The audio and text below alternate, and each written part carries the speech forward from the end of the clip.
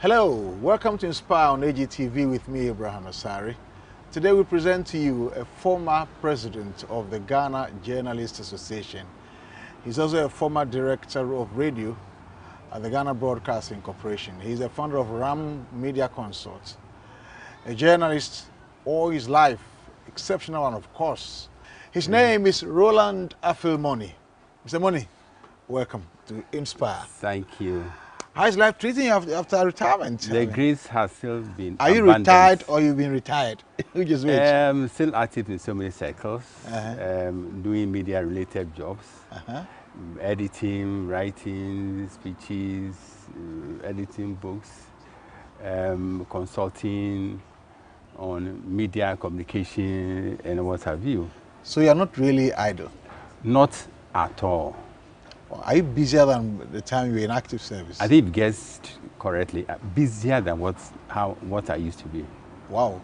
I've seen people who have retired and they're quite not that busy. They rest. It's time to rest, so they go nowhere. They sit at home, they're with their grandchildren here and there. But you are actively working. Yes, it's a fun to be with your grandchildren. In fact, my joyous moment arrive when my grandchildren are around. When they visit me, they occupy me, they run around, I help them to ride their bicycles and all that. We have fun. After that, work starts every moment. In fact, every moment of my time, every atom of my energy, and every portion of my intellect are invested in either writing or editing. Then let's go into your career then. I mean, you're a journalist and you've done that all your years, and you spent almost all your active working years at the GBC. What inspired you to become a journalist? Originally, my dream was to become a medical doctor, because when I was in secondary school, one of the best secondary schools in West Africa, Agri Memorial Zion Secondary School. Where is that? Agri Memorial Zion. The best secondary school. One of the best. Yes, not the best. One of the best. The best is in Cantonment. I'm disinclined to believe that it's Labone Secondary School. No, Labone is in Labone. The best one is Aquinas. Aquinas is in Cantonment. Aquinas products, no, they are nowhere near agri products. So I am not nowhere near an agri product.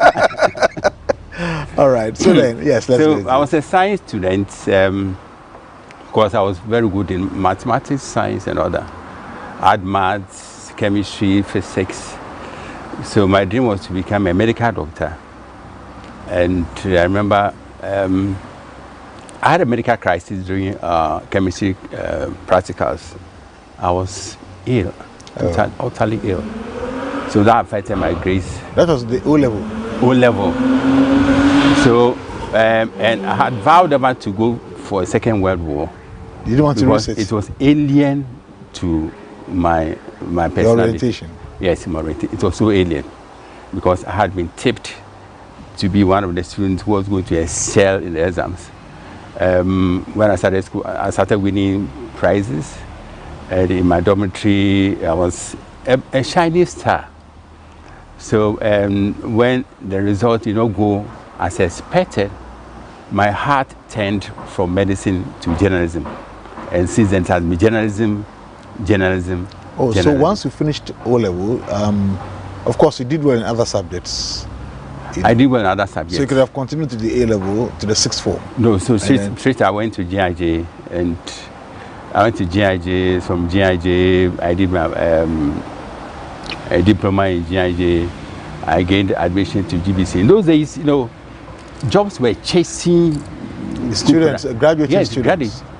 Just a chase. I had offers from GBC, from Graphic, from GNA, and I had an offer from a private newspaper, GC1, that's news editor from Chris Asher. He was one of the famous journalists. Kinshasa. Chris Asher. Chris Asher, okay. One of the famous journalists in those days, and it was the most vibrant private newspaper at that time. Which year was this?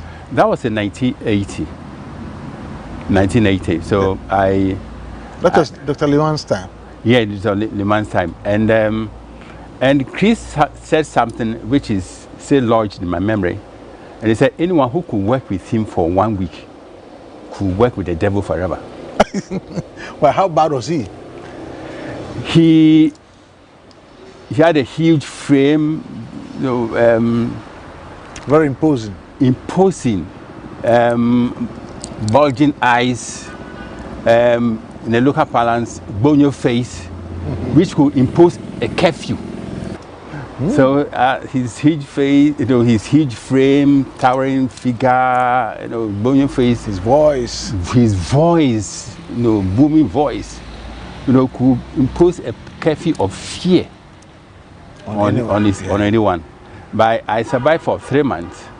So after 3 months, I bowed to the inevitable. So I decided to go to GBC. Meanwhile, GBC had written to me to start work immediately. So when I went to GBC, they said, okay, we were expecting you for the past 3 months. 3 months ago. So what happened? So we want you to start today. I said, no, I'll start tomorrow. In those days, you could just, you had a latitude to accept or reject job offers, and which is a far cry from what's happening today. So I started practicing my journalism from GBC, and from GBC, I was exposed to high-profile assignments so early. John Yankoma, blessed memory, was my boss. John identified me and said, oh, this is a brilliant guy. So assignments which were reserved for seniors were given to me, like covering the presidency. And you mentioned Lothar Liman. So I was a correspondent for Lothar Liman until he was overthrown in 19... So you were reporting from the castle? I was reporting from the castle as a young reporter in my 20s. And so I started to upgrade myself in school. I went to the most prestigious postgraduate school, which I know you also a product. School of Communication Studies, University of Ghana. I also did leadership. So you were working at the GBC before you? I was working at GBC, so I started to go to school. I also did leadership because everything, you know, has some leadership angle which you need to master. And so I also did some leadership course at GIMPA, and I also did ADR because as a boss, you need to understand how to resolve conflict. So I did a postgraduate course in ADR at Game, and I've also been updating myself in other areas. So journalism, I'm inclined to say that I was born as a journalist, and I have never regretted abandoning medicine for journalism. Is it because journalism has become very rewarding to you? No, but you are a seasoned journalist, and you know that journalism is not cash-rich profession, but it is risk-prone. Yeah. So I've been exposed to all kinds of risks, and the good Lord has been gracious to me, helping me to navigate all those risks. And here am I, you know, sitting with you. So give us a little education in your practice as a journalist, writing stories. Of course, then you rose through the ranks. You became an editor in the newsroom. I became an editor. Yeah. Yes. How was it like, you know, compared to these days? The media, now proliferation of the media, of course, came with the Fourth Republic and all that. We say that, or these journalists say that standards are falling. We always talk about the good old days. I don't know whether it's true, but in your understanding and having been through it, do you think standards are falling? Let me start with the days when I started journalism, and you know, it is said that freedom is the essence of journalism. And when we started journalism, we didn't have the protected space where we could exercise our freedom. We were shackled. That was after the man's exit, Revolution time, 1982 or 83, and we were shackled by all kinds of laws. We went to the polls in a referendum to abandon the bullet course and embrace the ballot box as civilized means of electing our leaders. Since then, the climate has been improving. You know, even though once free is not forever free, governments will find ways to shackle, to control the media, and I've been victim of such shackles and controls, punitive media and all that. Yes, of course. Did you ever have a call from the, or receive a call from the castle asking you to drop a story. That was the norm, not an exception. Oh, okay. Yes, because stories, press releases will come from the seat of government with express instructions that they should not be cut. Those in power will even dictate the headlines. It must go in full. It must go in full. That was the language. It must go in full. Yeah. And that's how you prepare your bulletins with what kind of story, and you'll be compelled to use that. To use that. Number one. You consign of them to the dustbin, and then use, and you tell that's number one. Regardless of the contents, whether newsworthy or not. The lineup of the news could be detected from detected. Official. Yeah, detected. That was the environment in which we operated. Yeah, that's the environment until 1992 when we went to a referendum. You know, we started tasting a semblance of freedom, even though it wasn't fulsome from the beginning. It came gradually, and we do understand that freedom is not an absolute value. Freedom has its caps, and having tasted life under hellish circumstances under military regime, I think I see the present environment as heaven comparatively. So those days, a minister or a government official could be fired by the headline in the news. Exactly. He would not be written to, he would not be talked to, you just not at hear all. It on the radio Not that they have all. been fired. And if you were even perceived as anti-government, that was the tag. Until once you were perceived as anti-government, then that was enough to spell your doom. Wow. I was at a press conference when Kwesi Pratt asked a question. Kwesi Bocho had come to present a budget, and Kwesi Pratt asked a question. Instantly, Kwesi Pratt was arrested. For asking a question? For asking at the press conference? An unpalatable question. And he was sent to jail or what? He was sent to jail. Straight away? Straight away. No bend, no curve.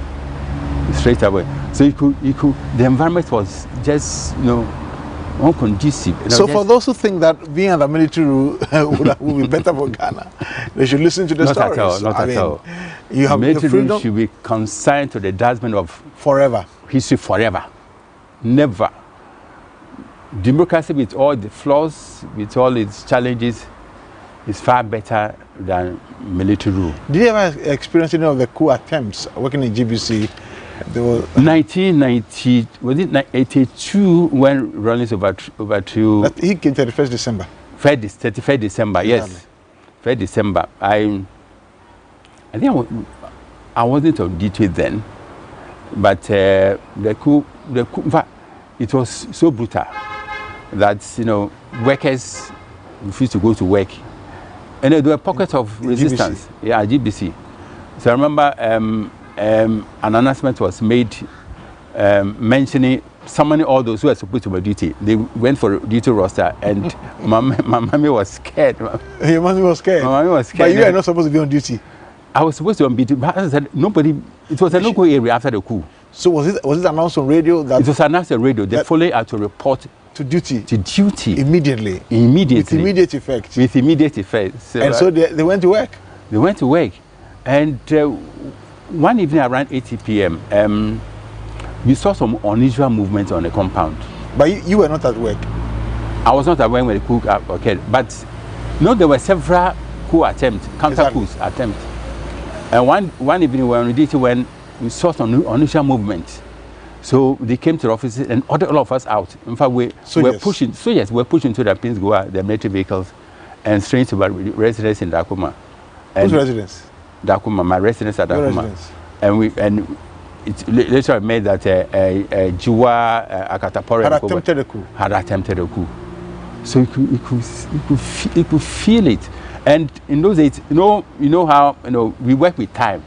So we are always racing against time. And when we are late, you need to rush a bullet to the studio. And we're forbidden from running on campus or even on a compound. Whether you had to walk. You had to walk. Running was an indication that something was happening. Something was happening, or you are an enemy. So you could be gunned down for running. You can be gunned down. So risky. So you hear some in the evening. They bring reinforcement. They brought reinforcement in the evening because in those days, coups or counter coups normally occurred in the evening. And sometimes, I think working in GBC, you see, I saw some bullet holes in some on some of the gates and walls. On the gates, on the walls, So it was a war zone, more or less. It was a war zone. It was really a war zone. And I said, our job is risk-on, but the degree of risks in those hellish years were beyond imagination, far beyond imagination. So, GBC was always the target because they had to come there to make the announcement that a new government had taken over from an old one. Now the media is, so if anybody decides to stage a coup now, I'm not sure it's possible. And we hear that they've even withdrawn. The soldiers have withdrawn their. Yes, now I think there's a police are there. Yeah, the police. The soldiers are there. The pockets of them are around. But I was told that. But I don't know. I've not been there in a while. But their presence is not as heavy as it used to be. Now, ours is a pluralistic media, and you'll be compelled to shut all the media houses down. Wow. For you to, because it can take, and I can even broadcast in your bedroom. Even social media and all that. So we are praying that never again she will return to do that days. Wow. All right, this is Inspire. We'll be back after this. We have spoken about a little about Mr. Monney's work at GBC, the initial stages when the gun was ruling. We'll take a break, and when we come back, we'll continue from there. Stay tuned.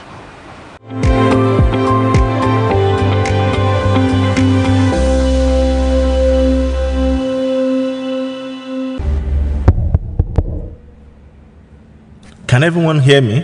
We are here. Sometimes in life, we find ourselves in a dark place. For the weak and broken-hearted. So you have more than one story? No, I don't. You have multiple stories? Objection, my lord. That is why the Bible says that the wages of sin is death, but the free gift of God is eternal life in Christ Jesus. Who are you? For every moment you need to be inspired. You cannot be prayerfully alive, and Satan will get you easy. I was speaking in tongues and I said, Kiton, get up. How can you manage a company when you cannot manage your home? On all the days you need to be lifted up. You must abandon old mindsets and structures that have held you back. Vision without action is an omission. Raise your head high, for AGTV is here. I mark your forehead with a seal of power. Fear is a serial killer of dreams. Shola. Yes, Ngozi. I need to hear God myself. For every man, You are a criminal. Does it look like a criminal too? woman and child. And you know nothing about my husband. You know nothing about my father. Greetings, my relatives. Today, I want to tell you a story. To give hope for every race, everywhere. Because we are here. AGTV is here.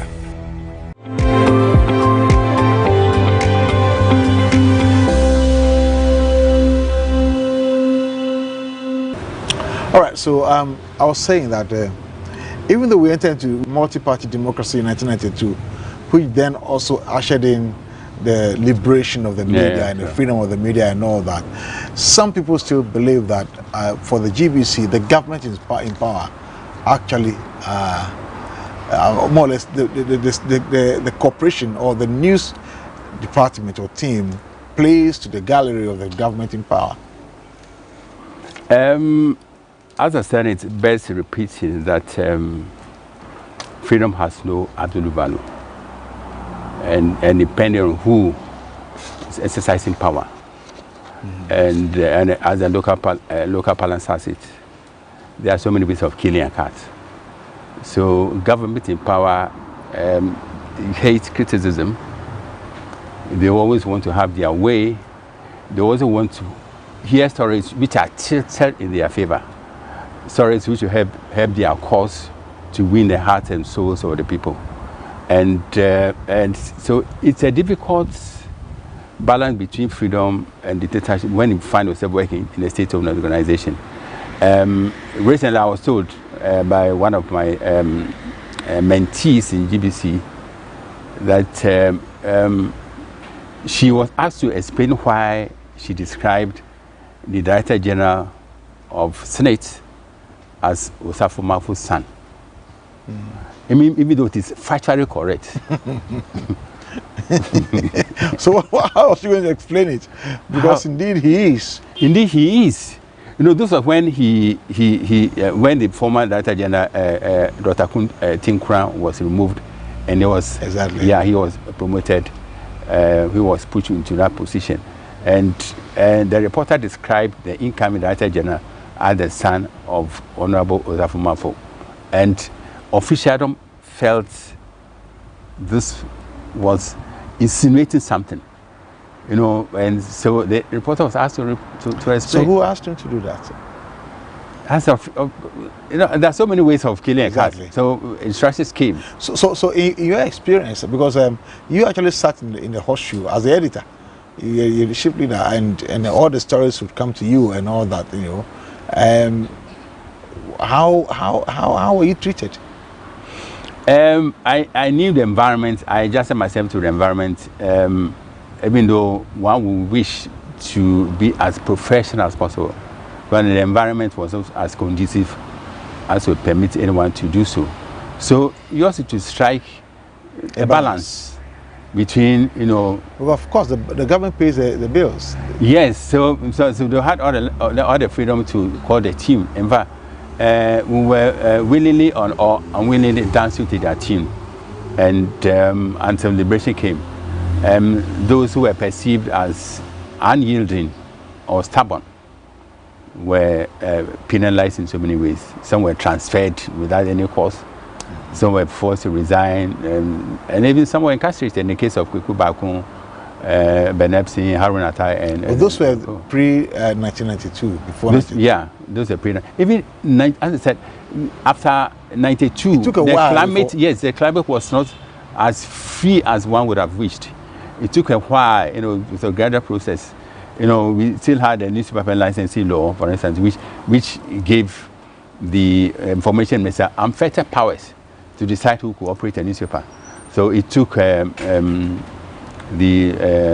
magnanimity of Kufuor, and with Nana Akufo-Addo as the Attorney General to repeal that law. So we have to speak. There are some laws on accessible book which are inimical to, especially if you look at as 29 of the Criminal Offences Act at 29 of 1960. It is anti-media. But you had a fine opportunity to have more or less worked at getting these ones also removed from our laws, because you became the GGA president. And you know, self-praise is alien to my constitution and incongruous with my but there's a saying that if you don't call yourself I am, no one calls you thou. Exactly. So, but for the sake of this conversation, I will say, to the glory of God, that I was instrumental in getting the bill on the right information passed into law. You know, this bill had been incubating for decades. We even went on the demonstration. I remember when I was a student at School of Communication Studies, we had to go onto the street to protest against that. And a very close confidant, you know, who was actually a cousin, told me pointedly that if they wanted to pass that bill into law, it would have done so long ago. But in reality, they didn't want to pass that bill into law because they realized that having given the media freedom after to 92, request anything they want. Yes, you know, yes, they could request anything, and that would work against the interests of politicians.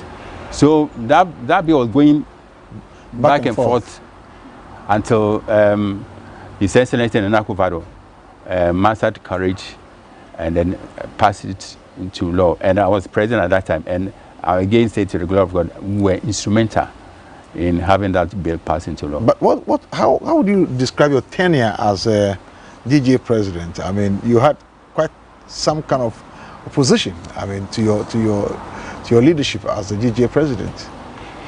Yeah, I had prepared myself for that leadership position.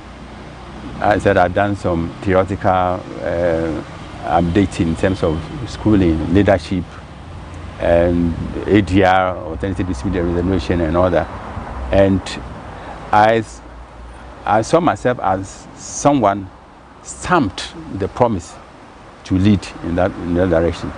I remember I went to the Ghana International Press Center, and I said to myself, with divine inspiration, that one day I'll occupy this position.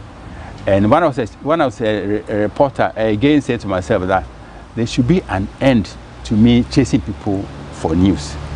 I want a situation where people rather chase me for news.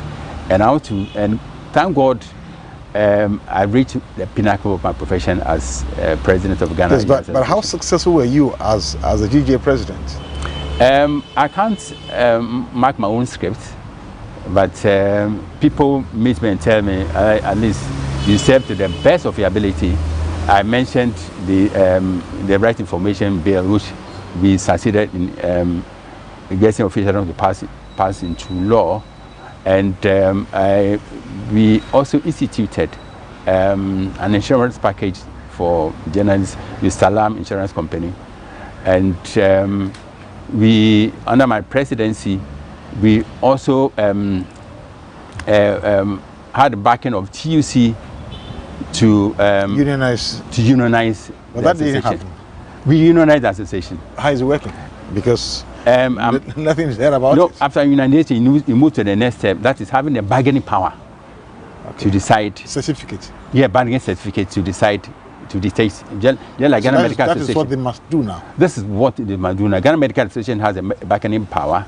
Others have bargaining power. But the GJ lacks that bargaining power. But how is that going to work? Because all media houses have their own pay structure. Yes, so we're going to, but having been empowered by law, we're going to sit with management of media institutions to tell them, no, our job is such that no journalist should earn below a certain amount. Certain allowances must be constant. Certain allowances must be consolidated. So this is what we failed to do after leaving office. Maybe the next administration should but they are in office now, so maybe they are in office now. So this is what they need to look at. We have unionized, succeeded in unionized. Again, unionization was a distant dream until my administration took over, and we succeeded in unionizing the association. As I said, we also we also have an insurance package for journalists. As I said, we are exposed to all kinds of risks, so we have an insurance package. And the last election, we succeeded in ensuring all journalists who covered the election. This 2024? No, the 2020 election. We succeeded in ensuring all journalists who covered the election. I don't know what happened in 2024. So we did, and we also did a lot of education. And training. Training, a lot of training. And our philosophy, as far as training is concerned, is predicated on the principle that journalists are trained, journalists are educated and not born. It was Pulitzer, the famous American journalist and newspaper owner, who made this statement. In those days, it was common to train journalists by osmosis. They learn on the job. We didn't have the litany of well-structured institutions as we have now. So from school, you could be taken on and then trained on the job. But Pulitzer saw far, and he said, journalists are educated and not born. And he was pelted with all kinds of verbal stones for making that controversial statement. And with the confluence of time, what is happening now, the complexities and dynamics, all the difficulties of this profession have vindicated the rectitude of that statement, that journalists are educated and not.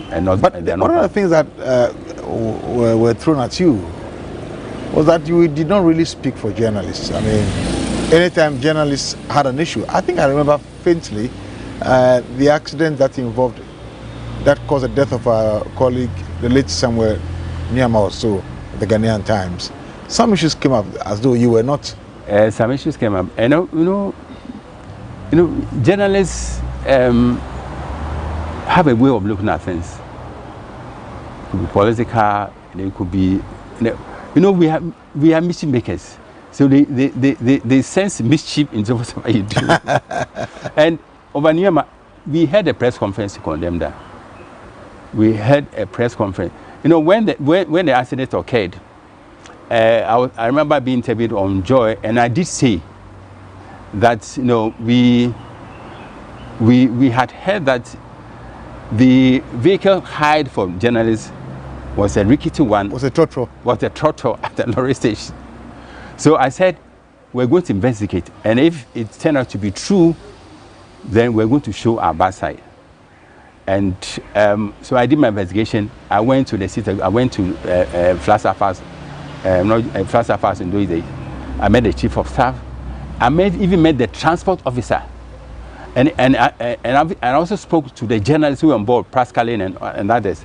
And we were told that they hired a vehicle from La Palme Hotel, from a reputed transport organization. Rental, yes, at La Palme Hotel. So the vehicle was in very good order, and the journalist who died was the only one who was not wearing his seat belt at that time. He was thrown off. Yes, he was thrown off. Every story has two or more sides. One story was that, you know, official was reckless. They hired a trotro, but upon investigation, and Abraham, you and I know that, you know, we have this principle which should always be lodged in our memory, that journalists are trained to doubt. So you need to take any piece of information with a pinch of salt. Yeah. So after receiving this information, I went to the seat of government. It was the right thing. It was even bandied about that my vehicle was, someone saw my rickety vehicle on the motorway. People were being pushed. So I went to Jubilee House to ask for a vehicle. Oh my. Interesting. So Abraham, you see, we had a press conference. So how did you take all those concern for misrepresentations? Abraham, I thank God for my psychological makeup, and I thank God for being unflappable in the midst of chaos, and I thank God for being emotionally stoical. Yeah. So it is not by might, it's not by power, but by grace that I could survive in sticky spells and maintain my cool. It's all by the grace of God. So and someone asked whether I could sleep in those days. Abraham, I wouldn't go to bed before 11. 11 is my right time. 11, I'll just be dead. Sleep off. Sleep off until 3:34. That has been a pattern since time memorial. So I don't take so many things to heart. I can survive in all kinds of situations. You were accused of overstaying your time. In fact, you actually did overstay your time for some time. You did not supervise the election of a successor. I did. Quite in time. I mean, you did, but not when your tenure had expired. Not at the end of your fourth year. Yeah. Second and fourth year. Yeah. You stayed over a bit. Yeah, but Abraham, again, it's always good to interrogate. Yeah, situations. And those who accuse me were responsible for the causal factors, which compelled me to elongate my stay. Abraham, it happened in 2016. I was supposed to end my first term in 2016, and some people went to court, and their case was that I wasn't competent enough to continue. Imagine. So when the case was called in court, the Domahini, who's the High Court judge, called us to his chamber and said, my brothers and sisters, how can I determine who is competent to lead us? So please take this case away and go and handle it through ADR. So we went to Austin Government, and also going to use a formula called appreciative inquiry. Appreciative inquiry means, the two of you, do you want the election to be held? And we all wanted the election to be held. And we said yes. Okay, then fix a date. That was all, Abraham. That was how it was. So simple. That was how it was resolved. So election it was held, and those who thought you were not capable didn't vote for you. I won with a landslide. I won with a landslide. Again, what I was about to end. On this case of landslide victory. Landslide. So emphatic. We'll take this break, and when we come back, we'll go into your Christian life, because you entered the Assemblies of God and began worshiping God in the Assemblies of God Church. This is Inspire. Reach out to KOJ Raymond in Kumasi. Call the number on the screen, and we'll sort you out with a splendid outfit like I'm looking. Stay tuned. We'll be back shortly.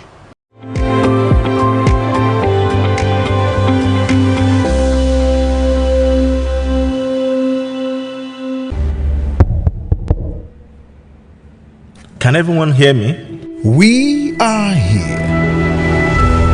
Sometimes in life, we find ourselves in a dark place.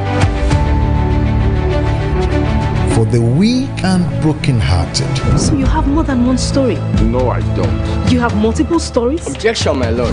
That is why the Bible says that the wages of sin is death, but the free gift of God is eternal life in Christ Jesus.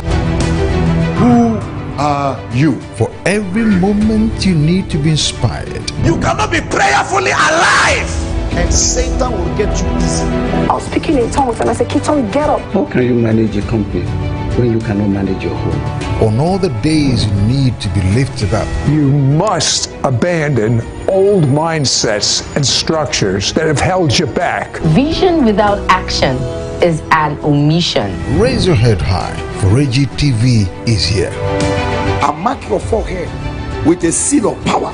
Fear is a serial killer of dreams. Shola, Yes, Ngozi. I need to hear God myself. For every man, You are a criminal. Does it look like a criminal too? woman, and child. And you know nothing about my husband. You know nothing about my father. Greetings, my relatives. Today, I want to tell you a story. To give hope for every race, everywhere. Because we are here. AGTV is here.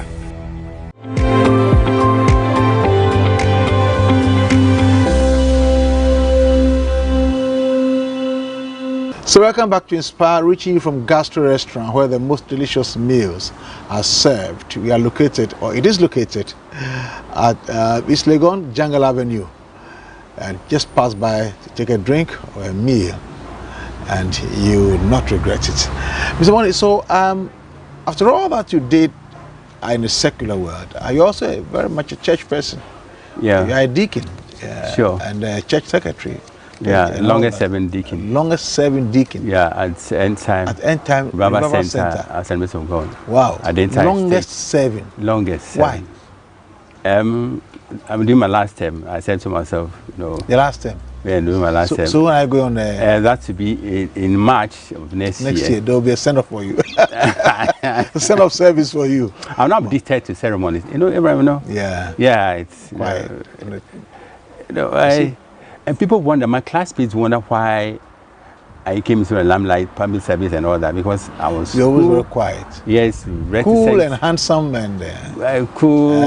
I wouldn't mind. I always mind my own business. What was one of the bad things you did as a young man?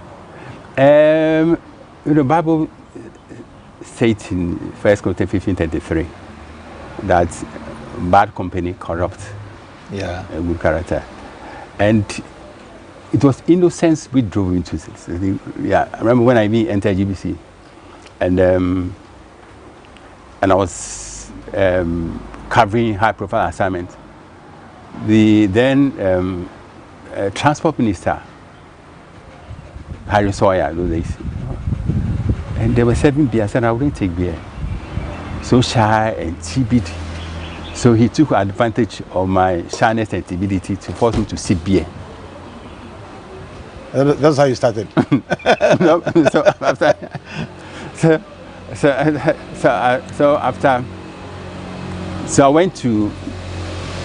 did a course in Prague, Czech Republic. I said no. It was beer and Christianity, or alcohol and Christianity, do not belong to the same sentence. They are alien. But when did you become a Christian? I became Christian by osmosis. Meaning? You know, there are two ways of becoming a Christian, being born again, either in a dramatic manner where you accept Christ, and then being born to an environment of Christianity. My father was a Christian, so that environment. So I saw myself, growing up in that environment. In which denomination was that?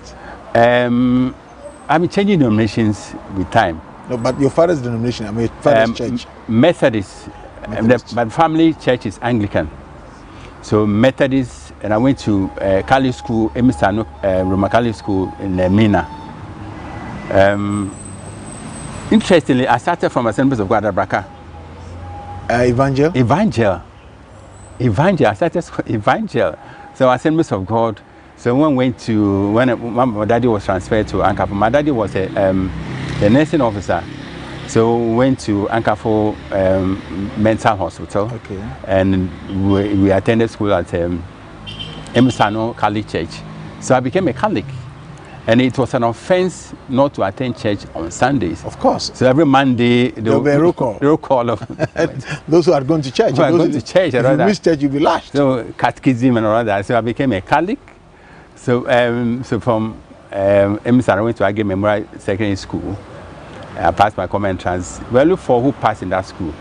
I was one of the 4 who passed in that school. So to Agge Memorial is a Zion school. So it was a combination of Zionism and Methodism. So from there, and Action Chapel Church, and then Action, and finally at Assemblies of God. Wow! But when did you personally yourself encounter Jesus? I said through osmosis. Through osmosis, the environment will shape you.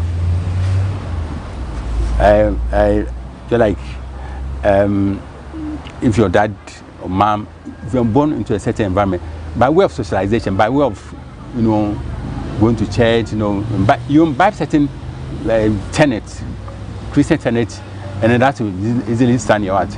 And this is what I did. And from Action, I came to Assemblies. And when I was in school, Agge Memorial, I was in the SU. Very active in the SU. And I also belonged to the preaching club. We had so many clubs. So you were a preacher? I wanted to, because I felt it wasn't enough to be an SU. Yes, you needed to also master.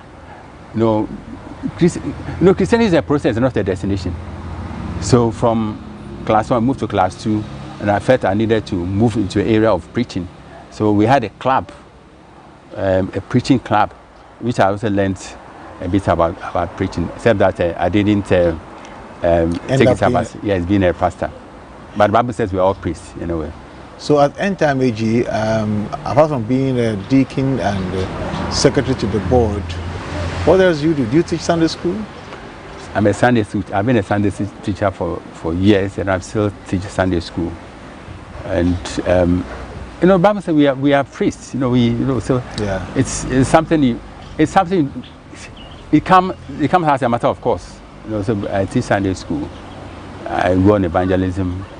Actively involved in church activities, and my church members wonder how I combine all that my secular job with all the activities, list of activities. I'll go on a program or go on assignment, come late, and go straight to church before going home. This has been a pattern since time memorial. So you hardly miss church? I hardly miss church. Unless you're in town? Unless I'm out of Accra, out of jurisdiction. I don't remember. It's unthinkable to miss church. It's unthinkable to miss church? Yes, unthinkable. Wow. And let's go into your family. I mean, your parents, I'm sure that both of them have gone ahead of us. Yeah, certainly, yes. I think I attended your mother's funeral. Yes. Thank you so much. 2007. 2007. Yes. And my dad had died earlier, 1985. So next year will be 40 years since. You're going to mark it? Yes, I'm going to mark it. And in Cape Coast, next year will be 40 years. What kind of man was your father? Pardon me? What kind of man was he? Supremely gentle, very gentle. Yeah. He was a gentleman. Tall, quiet, handsome. You would say that you took after him somehow? I think yes. You had brothers and sisters, or you still do? I have brothers, 6 brothers. No girl. No sister? No sister. You have no sister? No sister. Oh. Wow. And you also have more daughters than more sons than a daughter? Yeah, I have only 1 daughter and 4 boys. I started with a set of twins, and there are sorts of pride and joy, and because and somebody remarked that with the twins and two additional boys, your home was going to be chaotic. On the contrary, Abraham, it was not. No, these are well cultured guys, God-fearing children. Active in the church? Active in the church. Active in the church. One is a prayer warrior, another one is actively engaged. Other one in Canada is, he is going to be ordained as a deacon. And Abraham, they have never fought before from infancy. Not even the twins. No, twins are fond of fighting, and they've never fought. On one occasion, I saw them struggling over, and they had blue and yellow to distinguish, and they were both pulling one net. That was the only time I saw them. That was when they were about 3 years old. Since then, Abraham. Well, I think that is God. Yes, that's God. So my home is supremely peaceful. Who is your wife? My wife is Elizabeth Affail Monney from Ada, and she's also a gem of a wife. Oh yeah. And a gem of a wife. Yes, and a pride of a Christian. A gem of a wife. Oh, be a gem of a wife. Wow. Hey, she's addicted to prayers. Wow.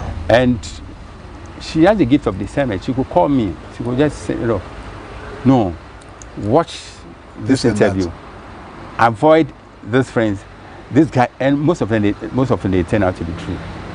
Wow. Yeah. She's that gift. But you've not spoken about your mother. My mother, Ekwa Kosima, was a very opposite of my dad. So hard. Yeah. Very hard. Very hard. Very, very, very hard. So you received the beatings from her? I was the favorite son. So you were pampered somehow? I wasn't pampered because I wouldn't give you any cause to give punishment. So reserved, studious, I was with my books or doing something else. So I didn't give her any cause to insult, let alone beat me. So she told my brothers pointedly that I was the favorite son. So that brought some friction between them. That would be naturally. That brought some friction between my and looking back, I think she's been vindicated. Why? Because I took up the responsibility. Are you the youngest? No, 3rd or 5th. So before, and there are some before you and after? Yes, after me. And they're still alive? 3 are dead. So 4 of you are? Yeah. You see them often? I see them, I talk to them. So in your life as a person, what are your convictions really? I mean, we told us a story. I mean, your school, your growing up, your career and everything. What are the things that drive you? What are the things that drive you? They are rooted in the Bible. Proverbs 22:4. Humility and fear of God bring wealth, honor, and life. Humility and fear of God bring wealth? Humility and fear bring wealth, honor, and life. So is that what drives you? Yes, and again, Ephesians 4:2, that be completely humble and gentle.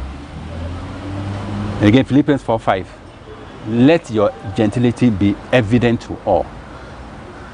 And that is your nature? That is my nature.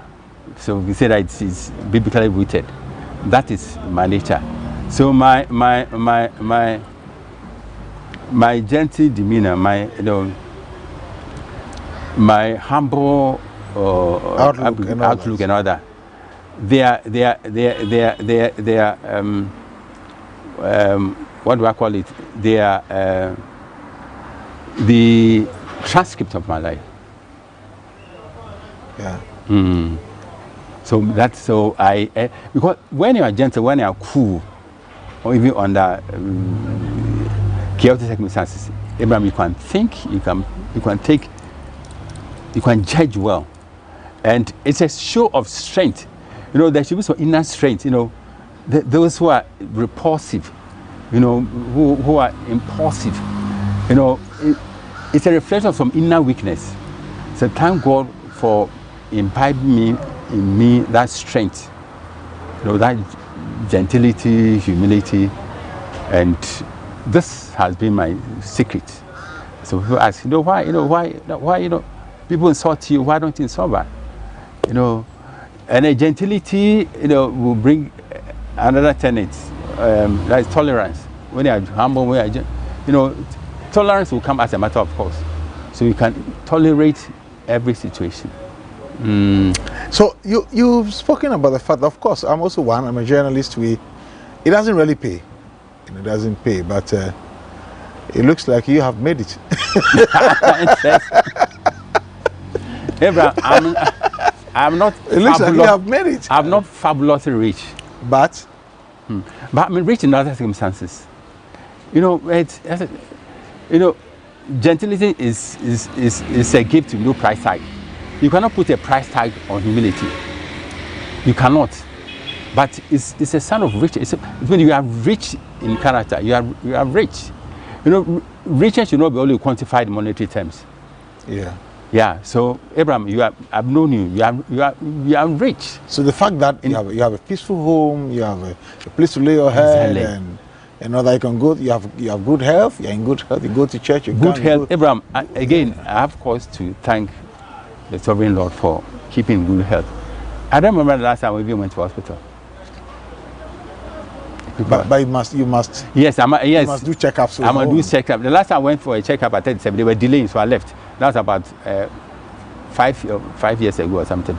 But you need to do the checkup. I need to do it. Yeah, it's important. I need to do it. But we have a health desk at church. So every Sunday I make sure. Yeah. So what are some of the most difficult situations you have had to endure? I remember I passed a comment on a story did by Manasseh. That story exposed some vigilantes who were occupying the Osu Castle. That was about 4 years ago. Yes. And so instructions came that I should withdraw my comment. You passed a comment? I passed a comment commending Manasseh. No, commending Manasseh for using the power of the media as the GGA president. As the GGA president to stop that thing. Yes, that to expose wrongdoing. That was about 8 years ago, or 7, 8 years. That was, yeah. At the turn of the new government, I think, 2017, 2018. No, that was about. The current government, outgoing government. Yes, exactly. Yeah. So I called him and I should withdraw that comment. From where? From higher up. Yeah, that you should withdraw your statement. I should withdraw my statement. Yeah, supporting Manasseh. So I said, so far as it was rooted in fact. Journalism is not the perpetration of falsehood, but it's an admission of fact. So once that story had a substratum of fact, there was no way I was going to withdraw that statement. So they persist from 8 a.m. to 2 p.m. Calls were coming for me to. I said no. I was then a commissioner at National Media Commission. The case came to National Media Commission, and so the Attorney General and information inside came that they wouldn't want me to sit on the case because I had already shown my bias. So I said I wasn't even going to sit on that case because I had gone public with my views, and I will stick with my views regardless forever. So there were negotiations. They also insisted that the chairman of the NMC should not sit on that case. So eventually both of us were asked to sit on the case. So I said I had taken my stand that I I stood and still stand by that statement I made. Yeah. That the reporter did the right thing to expose the wrongdoing in the interest of the nation. Yeah. So there was no way, and people were surprised, and I was so resolute. But these are some of the things these are some of the fruits of being, humble, maintaining. But you were persecuted for it. Persecution comes in so many forms. As an every cause, how many people can withstand pressure? Yes, pressure from harassment and other. But I survived it, and there are other instances where I survived. And there was a time a gentleman came to me at a press center, one of the presidents of GJ. He said he wouldn't mention his name.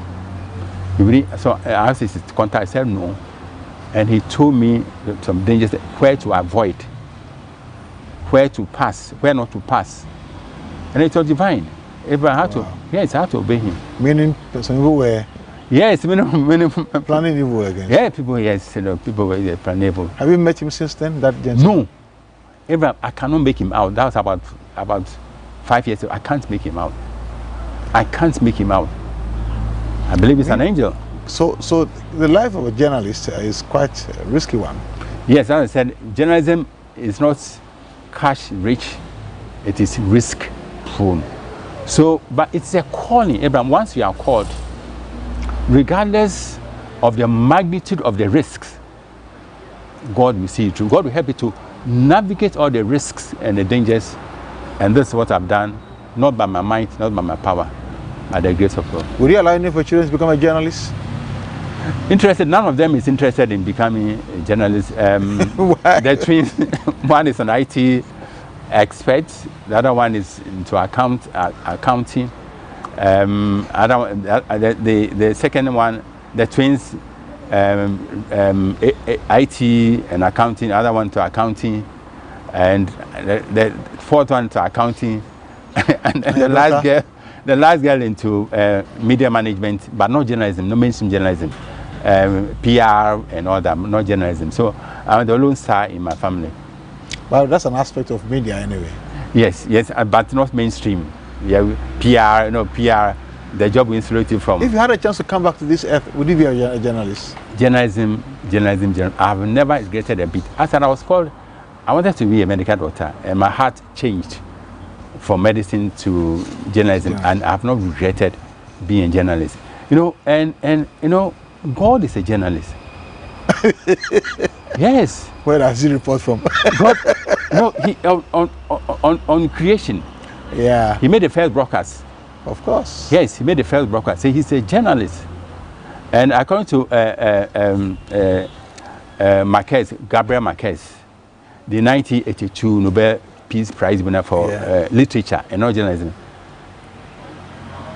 he didn't say the best profession is priesthood, even though they are anointed, or the best profession is politics, even though they have unlimited access to cash and all that, or even medicine. Gabriel Marquez says the best profession in this world is journalism, and so I'm proud to be a journalist practicing the best profession in the world, because God himself is a journalist. He made the first broadcast, the broadcast journalist. He also is a print journalist when he wrote the 10 Commandments and gave it to Moses. So since then, so God is a journalist. So the best profession in this world, biblically proven, is journalism. All right. On this note, since the best profession is journalism, you may want to be a journalist. But then, before we even bring this to a close, I'd like you to just look into this camera and inspire somebody. Somebody may be in despair. Somebody may be going through the same things that you went through, growing up, wanting to be a medical doctor. It didn't work out. You had to be a journalist and all that. Can you inspire that person? Life has choices, but at the same time, you should have your intentional focus on what you want to do. All that, some were called, as I said, I was called as a journalist, some were called as politicians and all that. The incoming president was called as a politician, and he once told me he never dreamed that he was going to be president, but it was God who put him in that position. And so yours is to align your will to the will of God. Your wish, your desires, align your desires. And Proverbs 16:9 tells us, once you seek his guidance, you seek his guidance and trust is in his providential care, doors will crack open and you excel. One of the students, I made it a point to excel wherever I went. I remember when I was in Saito Form 2, there was a guy who was in Ketia who was supremely intelligent. So I said to myself, I wanted to top the class. The report came and I was second, and they called for a report card. They changed my second to first. And since then, I've been first, secondary school, wherever I've first. So make it a point, purpose in your heart. Instead, you are what you think.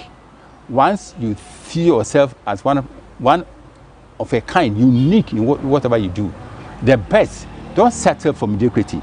Mediocrity should be alien to who you are, and then align your desires, align your will to the will of God. And then you see God will catapult you to where you are destined to be. Wow. On this note of catapult, we'll bring this show to an end today. Thank you for being with us. Make a date again next week. We'll come your way with another exciting and inspiring edition. Mr. Monney, thank you for coming too. And God bless you. Thank you. God bless you. Thank you. And Roland, you started by adding Roland to my name. Roland is my colonial name, which has been consigned to the last bit of history. Because we know you as Ram. Roland Affail Monney. But I like the meaning of Roland, meaning hero. Hero. And I thank God for that heroic fortitude. Exactly. Which I am blessed. Yeah. Roland Affail Monney. Many people don't know, but that's the name. Someone say Ram. Roland Affail Monney. The Ram came from the initials in the newsroom. Yeah. Because, so mine was AA. Yes. Yours was R.A. Ram. Yes. Boss Ram. Yes. Thank you. God bless you. And Abraham is also a gem. Yeah, thank you. Yes. We are growing and we are learning from you. Yeah.